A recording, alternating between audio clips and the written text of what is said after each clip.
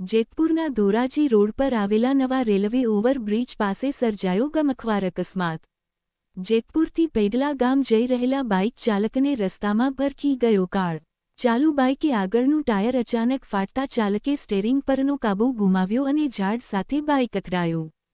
અકસ્માતમાં પેડલા ગામના રહેવાસી અમૃતલાલ છગનલાલ ગોહિલનું ઘટનાસ્થળે જ કમકમાટીભર્યું મોત। રોડ પર પટકાયેલા વૃદ્ધના માથાના ભાગે ગંભીર ઈજાઓ પહોંચતા પ્રાણપંખેરું ઉડી ગયા। બનાવની જાણ થતાં આસપાસના લોકોના ટોળા એકઠા થયા। પેડલા ગામમાં શોકનું મોજું ફરી વળ્યું।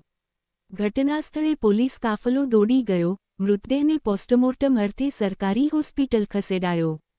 HX24 ન્યૂઝ ગુજરાતી સાથે હેમંત શેખવા, જેતપુર।